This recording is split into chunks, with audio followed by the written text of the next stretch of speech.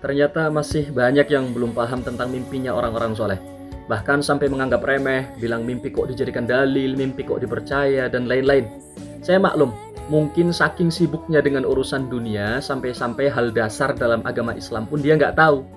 Mimpi itu dikatakan oleh Nabi, wa ru'yal mu'min juz'un min sittah wa arba'ina juz'an minan nubuwah. Mimpi seorang mukmin adalah sebagian dari 46 bagian kenabian. Nah, kalau tanya kedudukan hadis ini kedudukannya muttafaqun alaih. Tahu artinya muttafaq alaih? Hadis yang kesahihannya disepakati dua imam besar dalam hadis, yaitu Imam Bukhari dan Imam Muslim. Dalam Al-Quran, Allah pun menjadikan mimpi sebagai dalil. Nabi Ibrahim mendapat perintah menyembelih anaknya melalui mimpi. Diabadikan dalam Al-Quran. Qala ya bunayya inni ara fil manami anni adbahuk. Wahai anakku, aku bermimpi kalau aku menyembelihmu. Itu dalam Al-Quran loh. Nabi Yusuf kecil menceritakan mimpinya kepada sang ayah.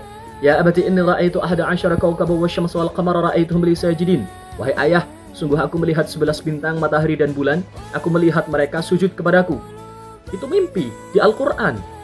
Dan itulah petunjuk seluruh perjalanan hidup Nabi Yusuf itu lewat mimpi.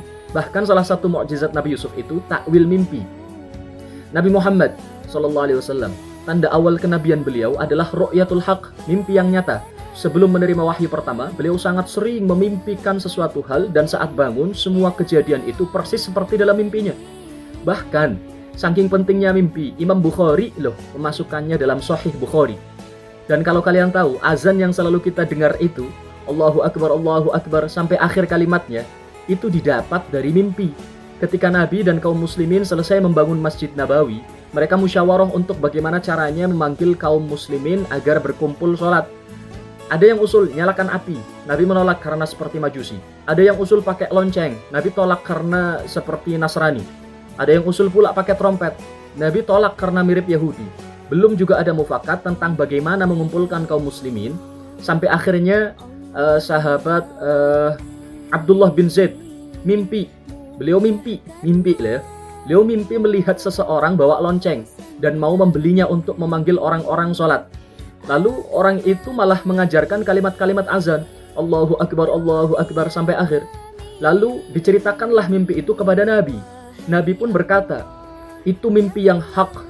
Nabi menyuruh sahabat Abdullah bin Zaid untuk mengajarkan kalimat-kalimat tersebut kepada sahabat Bilal bin Rabah. Maka ketika masuk waktu sholat, Bilal pun mengumandangkan kalimat-kalimat azan itu dengan lantang. Umar bin Khattab yang mendengar kalimat-kalimat azan itu, langsung berlari menemui Nabi Muhammad. Dia berkata, demi Allah aku mimpi seperti itu juga.